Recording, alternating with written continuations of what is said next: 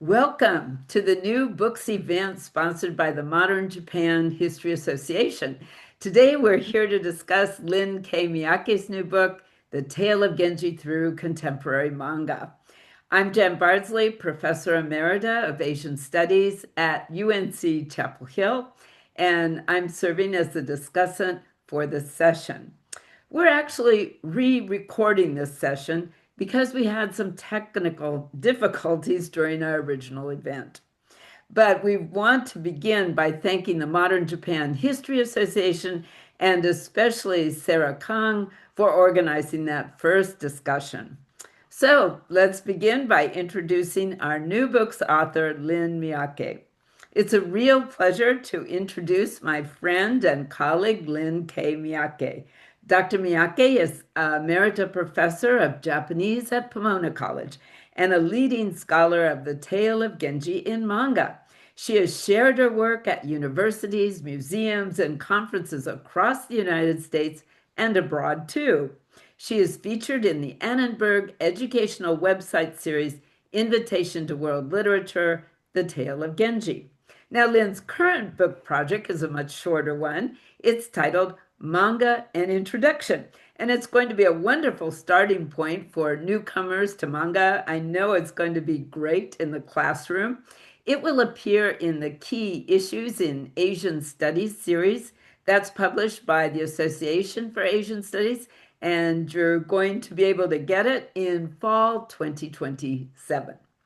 But today we're delighted to hear her talk about The Tale of Genji in Contemporary Manga. It was published by Bloomsbury in 2024 and it's available in paperback now.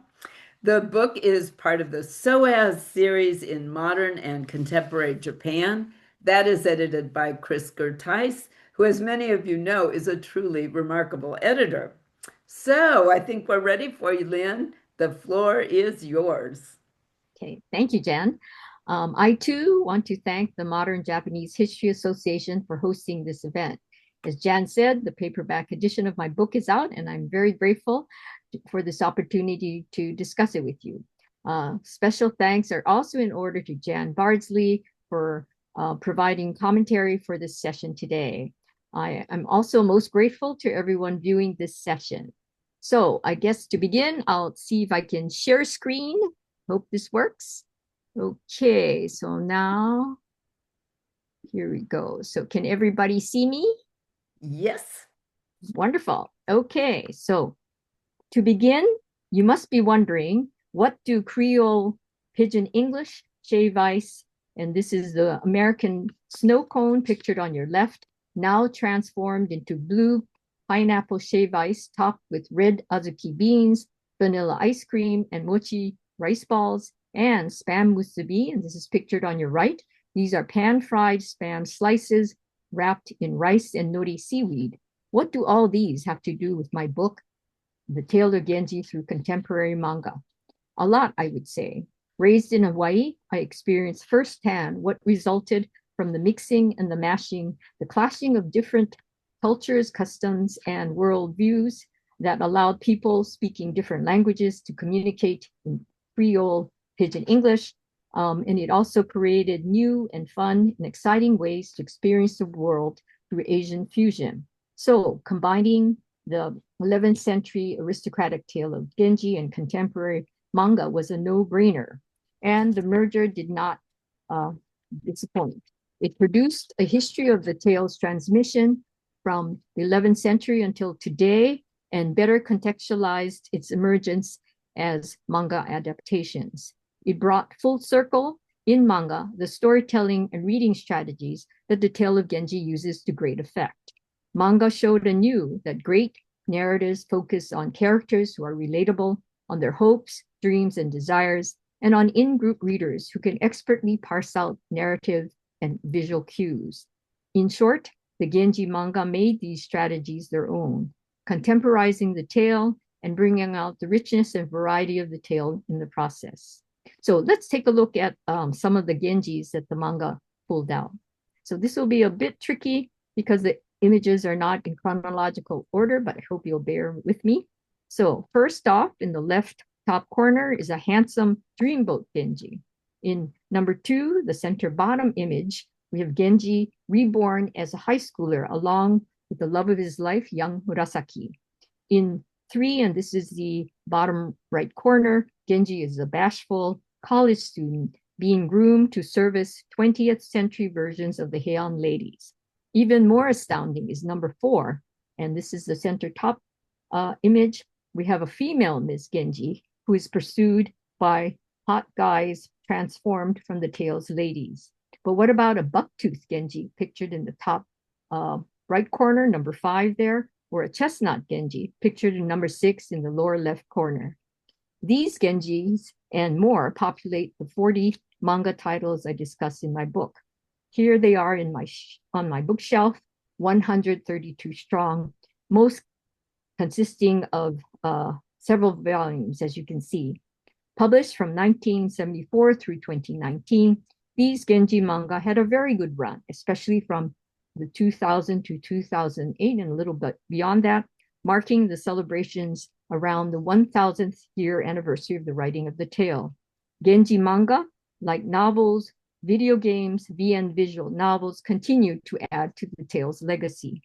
So many Genjis and so little time.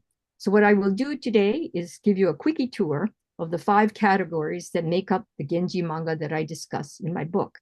Then I will take a look at 2 manga that best speak to the imaginary power of the Genji manga. The first, a girl's manga, sits front and center, but also reaches out beyond into popular and mainstream culture. The second, educational in nature, follows in the footsteps of the 11th century tale as a kind of historical record of the Heian period, but it revises the history of the tale and the period in very particular ways. So to begin, the Genji manga fall into categories that target audiences by age and gender. For Genji manga, there are 4 mainstream categories and 1 other. The 2 targeting female audiences are in the top row there. On the left, we have shoujo girls comics for 12 to 18-year-olds, and on the right, ladies or josei comics for 18 to 35-year-olds. 2 others target male readers. These are in the second row. On the left, we have the shonen boys manga for 8 to 18-year-olds, and on the right, seinen young men comics for 15 to 40-year-olds. Lastly, we have the informational educational manga, and these are noted in the left bottom corner there. Many are for children, but there are also many targeting older readers. Now we'll move on to the 2 examples of Genji manga. First up is girls comics. Generally speaking, girls comics focus on innocent love and romantic relationships. They feature young, wide-eyed female protagonists searching for their Prince Charming. Emotional interiority and psychological development rather than action or plot are the central drivers. Girls' comics also have their pulse on contemporary Japanese life. They offer girls different acceptable roles to try on and experiment with. They teach us about the meanings of love, girlhood, and the role of the feminine. But above all, they embody a mixed message from society at large. Seek love, establish your autonomy, but remain good girls who become quote unquote good wives and wise mothers. Produced from the 1980 through 1993, Fleeting Dreams by Yamato Waki fits the bill perfectly. It is one of the few that tells the tale in its entirety and does so in 13 volumes. Fleeting Dreams is very well known in Japan. It benchmarks the tone and style of girls' comics, but it also reaches out into mainstream culture. It became the face of the tale of Genji popular culture, and perhaps a bit more. Fleeting Dreams is used as a study guide on the Genji by those preparing for college entrance exams, and I believe has even appeared as questions on some of these exams. So let's see if Fleeting Dreams merits the reputation that it has garnered. In this scene, and again, we're reading from right to left, so we have a right page and a left page, and again, from top to bottom, which is following Japanese word order here. So on the right, we see how love, desire, and agony collide. Ukifune, one of the 3 princesses who appears at the end of the tale, is being pursued by Genji's supposed son and grandson, tugged back and forth like a rag doll by the two men. And we see this on the page on the left. Ukifune must be in total agony, or so we think. But many girls' comics readers would love to be Ukifune, so ardently sought by the two best catches of the day. Ah, to be so desired.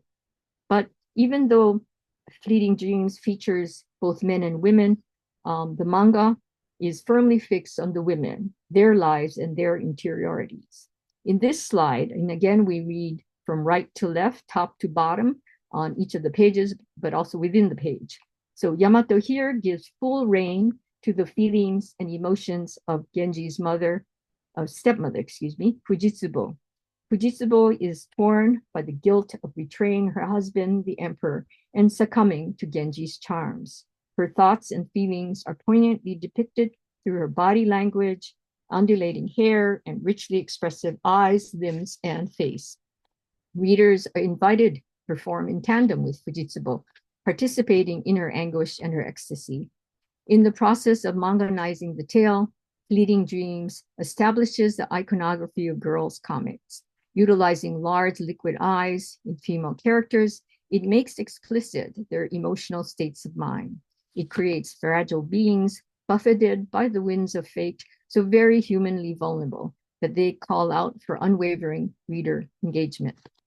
So what happens then is that together with Tanabe Seiko and her novelization of the tale, and these are the two images on the left, Yamato Waki and her Fleeting Dreams, pictured on the right here, make the 11th century tale user-friendly. An instant success in the 1980s, Fleeting Dreams becomes the face of popular culture recreations of the tale. Thus, Fleeting Dreams, and not the 11th century tale, forms the basis of films, anime, Takarazuka all-female musical reviews, light novels, VN visual novels, opera, and more. In the process, Fleeting Dreams reduces the tale to a love story with handsome heroes romancing gorgeous women. Much diminished are the complexities and ambiguities of the 11th century tale, politically, philosophically, religiously, and even interpersonally, aestheticizing and sanitizing the tale and the Heian period. Purists might say it is a bad thing, but as my book shows, since its inception, the tale has been adapted into different media, and manga is yet another that speaks to and for new audiences in ways that make sense to them, that they can claim their own. Manga are really superb in reaching out to different audiences. So now we turn to the second category for our topic today, and this is the informational educational manga. New to most manga readers, informational manga are used to make accessible school curricular, corporate manuals, and government white papers. Ubiquitous in Japan, they teach people how to bank, young mothers how to network in a new neighborhood. Joho manga are also used to proselytize for religious cults, as PR for the Japanese equivalent of the military self-defense force. There is even a manga version on the late Prime Minister Abe Shinzo called the Manga Abe Shinzo Story. Another, The Legend of Koizumi, features a second former prime minister and satirizes international diplomacy using real-life politicians duking it out as masters of mahjong. But regardless of the topic or content, Joho manga do not simply provide information.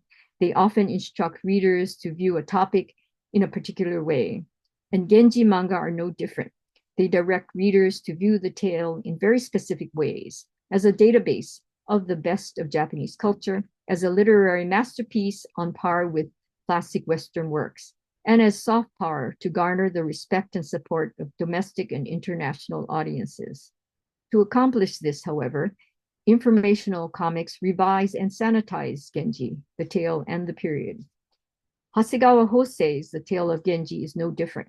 The manga appeared in 1996 through 1997, comprising 3 volumes in a series entitled The Japanese Classics in Manga. It covers 41 of 54 chapters in the tale. Generally targeting adult readers, it is suitable for high schoolers and young adults. So, what is Hasegawa's job and how does he do it? Well, he must show that Genji merits his position as a Japanese and world classic. And he does so by showcasing the rich material culture of the period, populating it with people engaging in elegant pursuits and by downplaying problematic aspects. So let's see how well Hasegawa does. Here is a bird's eye view of the provincial governor's mansion that Genji visits in the hopes of winning the heart of the governor's wife. It is breathtaking in its detail, the gently swaying drapes and curtains of state, the beautifully appointed sliding doors, and the gorgeously patterned furniture and robes, much of which Hasegawa hand-painted. Dazzling us and sweeping us off our feet, Hasegawa's exquisite recreation of the material cultural history of the period urges us to join him in honoring and glorifying the Heian period and the peoples who inhabited it. Are you on board? Are you convinced that Genji is a world classic? Hasegawa powerfully recreates the sense and feel of the material and historical culture of the Genji, but his focus on the portrayal of the rooms and the events overshadows the people and the problematic issues in the tale. But it is not that he dismisses them, but his energies are focused elsewhere. Other Joho manga revise and rework the tale even further, in effect, writing their own Genji. They often edit out the sex and Genji's bad behavior, especially in those directed at younger audiences. The portrayal of Genji's abduction of the young Murasaki and raising her to be his wife is a case in point. Upsetting for modern audiences, it is glossed over or minimized in many versions. Another is the handling of the consummation of Genji's marriage to Murasaki. Some portray Murasaki's reaction the next morning, but do not reveal what happened. Others omit it. One even has Murasaki grateful and thanking Genji for formally making her his wife. Joho manga also include commentaries appended at the end of the manga, written by scholars, educators, and artists who provide their correct interpretation of the tale. An exception to this is, or are, I should say, the titles targeting female readers. They do not laud the tale or the period. They instead dig deep into the emotional and personal costs to women living in a one man, many wives Heian society. They provide a feminist critique of the period. This slide shows one of my favorites. In the lower right corner there is an excerpt from a manga, and the very last panel is a little small, but here we see a nun punching out Genji's supposed son, Kaoru, as he aggressively tries to win back the Princess Ukifune, whom we met earlier. But these critiques are also often folded back into praise for the tale, this time to elevate the Genji as a coping mechanism for readers to find comfort, solace, and guidance in traversing adversity, in tandem with women protagonists who so understand their plight. One exception is author-turned nun Setouchi Jakucho, pictured here in the top corner of the slide. In her commentary, Jakucho blames the men and the patriarchy for the women's sufferings and lauds the women who become nuns to escape the clutches of the male-based sexual hierarchy. I hope you've enjoyed our look into the two Genji manga today. And for now, I will simply close by summarizing some of the things we talked about today. So in my estimation, the clash, the melding of the 11th century Genji and the 20th and 21st century manga have yielded new and wonderful things. Manga has taken the tale storytelling and reading strategies and run with them. They have brought to the fore the rich variety and fullness of the tale and kept the age-old tale alive and well and very user-friendly. We saw the results in fleeting dreams. Readers can swoon with Ukifune and experience being ardently sought by the most eligible love interests of the time. They can engage deep emotions and explore psychological interiority and personal growth. They can experiment with different roles that define girlhood and femininity. So successful is Fleeting Dreams in capturing the hearts and minds of its readers that it sets the tone for Genji girls comics and reaches out beyond to inspire anime, film, all-female review recreations of the tale.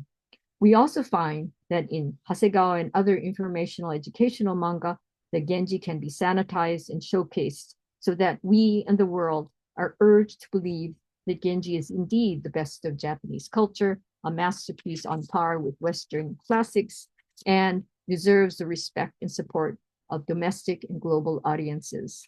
So our takeaways for today are that the Tale of Genji isn't a fussy old out-of-date story, but one full of romantic love, court intrigue, political adversity, living spirits that attack rivals, hopes, dreams, desires.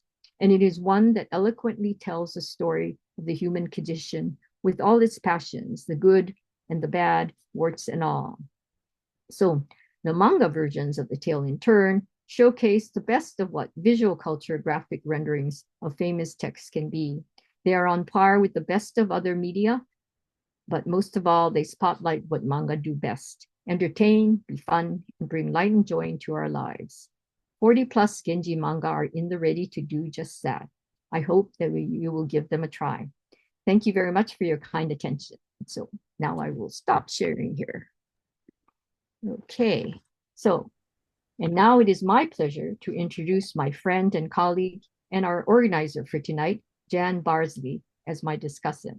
Dr. Bardsley is Emerita Professor of Japanese Literature, Culture, and Gender at UNC Chapel Hill.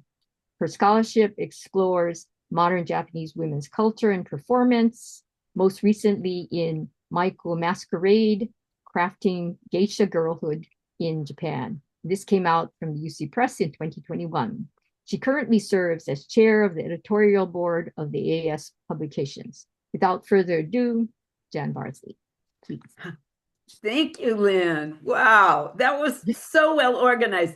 And you had that picture of all the different manga. It made me just want to grab one and start flipping through. It really excited us about the different manga and certainly makes people want to read the book, which is what what I'm talking about now too.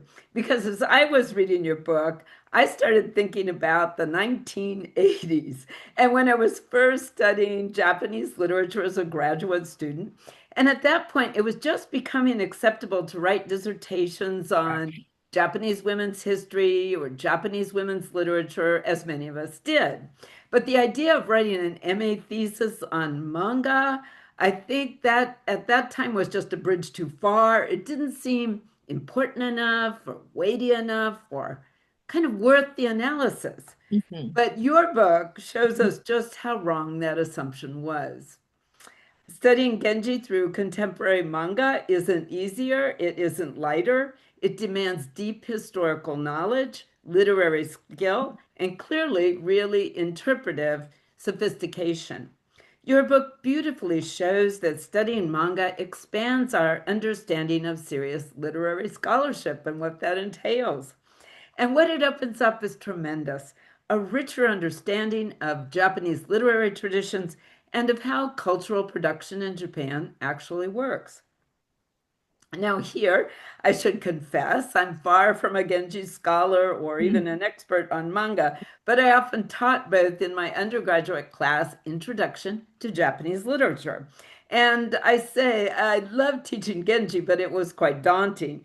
There's the tale, its characters, its themes, its values, the historical world of the Heian court, and the many afterlives of Tale of Genji, from no plays to modern novels. So it was always a lot to pull it together in just a couple weeks. And that's one of the things I love about Tale of Genji through contemporary manga is the way you weave all these areas together. You make connections among the tale, its courtly world, and its afterlives. You also explore literary concepts of reading strategies, remediation, transpositions, and what you call comic book poetics. I just love that. So let me look broadly and briefly about how I see that you do this. After outlining the book's aims and theoretical framework, you turn to part one, Murasaki Shikibu's The Tale of Genji. Now, here you offer a vivid and inviting overview of Lady Murasaki's masterpiece and the rarefied world that produced it. It's really a concise introduction And I think this would work beautifully in the classroom and quite nice for a lot of people who may not have a chance to read the whole Genji or want some stepping stone to doing so. And I think your this part makes Genji feel fresh and new, even if you have read it before. So then in the second chapter in part one, Genji Through the Ages, you trace how the title has become woven into Japan's cultural, social, and political life across the centuries. We move through a cultural history of Genji's many textual afterlives, from hand scrolls to woodblock prints to the post-war Takarazuka Review and Right. beyond. So you make it very clear that this adaptation isn't a modern invention at all. Rather, it's always been part of Genji's story. So by the time you take us to part two, we're ready. We've come to see that rewriting Genji isn't a break from tradition. Rather, it's the continuation of a centuries long practice. But what does shift, as you show, are the media, the creators, the audiences, the markets, even the merchandise, and the stakes. So you sharpen our awareness of this ongoing process of remediation, how the tale continues to inspire and to be reshaped by 20th and 21st century manga categories, classrooms, consumer cultures, and political agendas. In part two, then, manga's many tales of many Genjis, you take us to the five basic categories, which you reviewed for us. But just quickly, there were comics for boys and men, ladies' comics, boys love comics, and then, of course, the popular categories of girls' comics and the influential informational comics. So, diving into the specific comics in each of these categories, you show us how each one reads Genji differently, how they underscore the values of their categories, their own insider groups, and how these readings reflect the cultural milieu of specific decades and target audiences, especially from the 1970s onward. Because of your own deep knowledge of the original Genji, you can point out the illusions, the reversals, and the playful inversions in the manga. I never would have understood. It's important to say here that, of course, you are not simply cataloging these Genji manga. Instead, you're showing us how a wide variety of manga artists working in different categories and for specific audiences interpret the tale in their own work. So we also see the liveliness and variation within manga. Um, and of course, you do not shy away from controversy. You take up debates about sexual violence depicted in the original Genjian in manga, the charges of voyeurism that have come up about boys love manga, and the patriotic agendas of children's manga. But I really admire the way you model how to discuss these issues with nuance and in a complex way, as you did in your own classrooms. You show, for example, how you draw on literary, historical, and social science scholarship in doing these readings. And for those teaching today, I think that's an invaluable aid. How do we take on controversy? How do we do it in a sophisticated way? And we also learn about the creative assignments that you gave to your students. I mean, one class made different manga, some others made their own visual novel, I think, of Genji. So then I find that a major contribution of the Tale of Genji through contemporary manga is methodological. Through close readings of both words and images, you teach us how to read manga more carefully and in a more informed way, how to notice the visual signals about audience and tone and artistic stance in each of these categories, and how to consider, of course, the historical and literary context. Always, too, we get the eye back to the original. So, Tale of Genji through contemporary manga is the kind of book that reshapes syllabi and sharpens how we read. And by showing us how Genji keeps evolving in manga, you remind us that this thousand-year-old text is still very much in motion. So, Lynn, let me pose a few questions to the Okay. scholar here. I'll have three, but choose any one you want. When we look at contemporary manga about historical periods or classics like Genji, we tend to look forward. We're kind of curious to see how the manga reinterprets the past and to what extent they get the facts right or switch it up. But I'm wondering, was there a particular Genji manga that made you see the original tale with a fresh insight or ask new questions of it? Then, secondly, I was very taken with your explanation of informational Genji manga and how they gain authority through added expert commentary and very careful framing. So, if we take these mangas seriously as arguments about Japanese culture and history, what artistic or narrative tools are doing the persuasive work? And lastly, I was fascinated by your discussion of Yamatowaki's Fleeting Dreams and its enormous influence. I mean, for many readers, that manga is their Genji. I mean, even on college exams, you know. But thinking about girls' comics overall, and particularly in the U.S. context, I wonder how they landed in your classroom, your 21st century classroom, and how did your students respond to the mixed messages where, on the one hand, girl readers should hope for their Prince Charming and yet develop autonomy and self-realization? So, any of those appeal to you to respond to? Okay. I guess I'll try number three. Okay.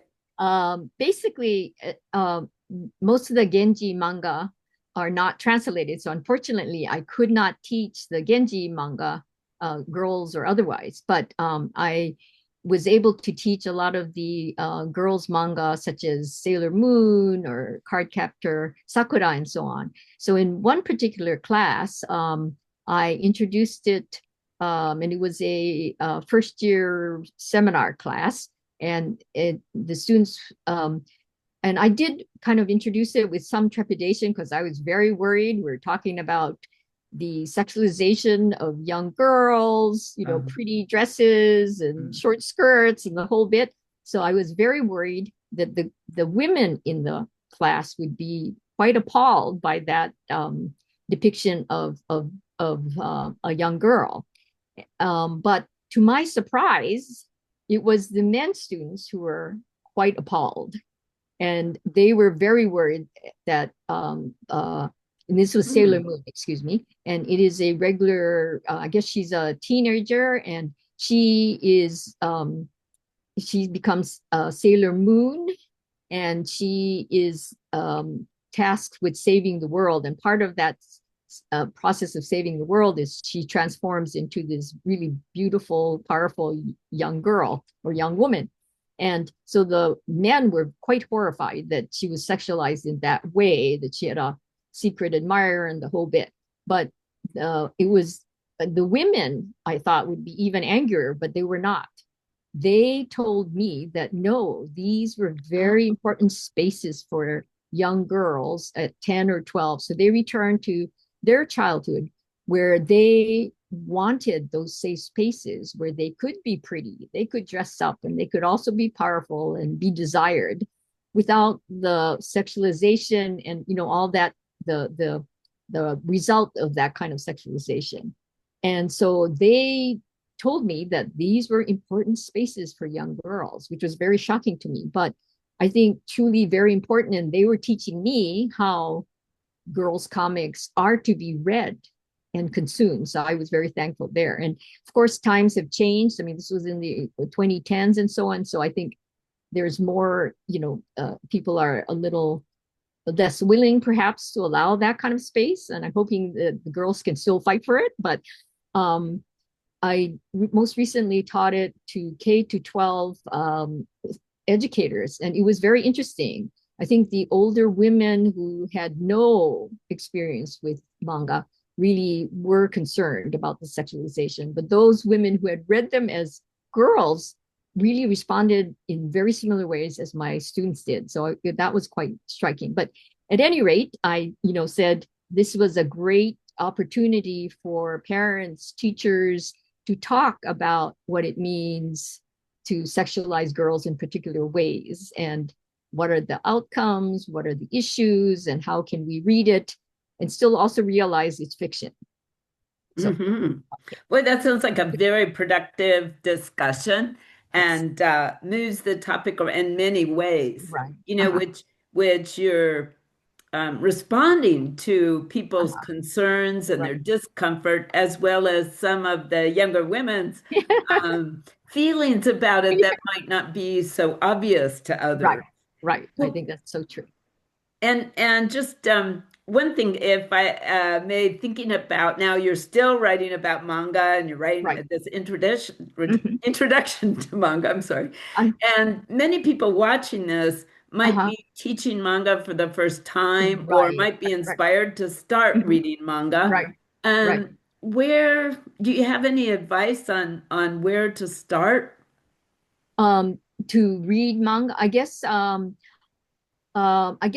for depending on what your purpose is, if you look online, for instance, there are all these wonderful, you know, what I guess they're in the field. They're not necessarily scholars. Some of them are scholars, but if you look up, if you want to see what kind of shoujo manga should you start reading, you just Google it, and Deb Aoki and other people will pop up with some very wonderful topics. And in fact, there is one writer who will tell you very clearly which ones are good for younger readers and so on. And you can do the same Oh, for boys comics for young men. So there's a lot of information on, and then a lot of it comes out of the library system, library studies. I'm not, but they have wonderful lists of what kinds of manga that you could begin reading, and they give you a short synopsis. And wonderful. and they often tell you what the age is, like 13 plus means it has to be a little more mature. Girls or so on will be, up to 10 or whatever. So they will tell you what the age appropriateness is too. So that's very helpful especially for teaching in elementary school, junior high, and high school. Great. And one question I'd like to ask you too, Uh-huh. short one, is you did talk about this research on Genji manga in Mhm. Japan, where, as everyone Yes, I'm sure yes, viewing this knows, it's treated like the cultural treasure. Um, right. what was some of the reactions you got to doing that? Well, I guess it depended on which ones I introduced. Ah, If I did Egawa Tatsuya, who is, he's a seinen young man artist, sort of bordering on soft porn. The people were a little horrified, especially the women, because it's over sexualized and hyper eroticized. But in my sense of the reading, is that he exaggerates it so much in order for us to lampoon and parody, I think, Genji's Tuki, or womanizing and lust. And that's how I read it. But of course, the visuals are quite astounding. I think in others, they all had heard of Fleeting Dreams, so they appreciated, being reintroduced to that. And I do the Hasegawa Hosei one as well, because it's so beautiful in terms of the material culture. So I think people who are not in the manga, or I guess even those who read manga, were very surprised at the variety and the fact that, Genji has been rewritten, just not just in novels and other kinds of things, but certainly in manga and anime. I was very surprised too. I mean, Yeah, I certainly thought I'd heard of Fleeting Dreams, right, and but that there were so many different right, kinds, right, right, and that they were all writing about Tale of Genji or rewriting it in different right, ways right, right, was really fascinating. right. And one thing too that Mhm. I really like about your book is that even though you're bringing in all the scholarship and your own Uh, knowledge of classical Japanese mhm. literature, it's really accessible. It's fun to read. You know, Thank sometimes you you. use words, literary criticism terms, but you're always talking about things like, and then the dreamboat, and then the beefcake came, and there was one manga that was called Hottie Diary. So it sounds like you also have a sense of enjoying how to Yes. play with the Okay. manga without putting the category, this genre, this Right. form down. Right. Okay. Thank you very much. And I should thank you for your wonderful commentary. It's almost better than the book, if I can say so. So I Well, we know appreciate it. I'm sure people are going to want to read the book after this. So thank you, Lynn, Thank and you. thanks to our viewing audience. Yes. We've really enjoyed talking about the many manga lives of Tale of Genji. Again, both Lynn and I would like to thank the Modern Japan Yes. History Association for this opportunity and hosting this video. We look forward to more events in the MJHA New Book Series. And I guess that's it for us. Okay. So thank you for viewing this session Thank you very and much. goodbye. Okay. Bye. Goodbye. Bye.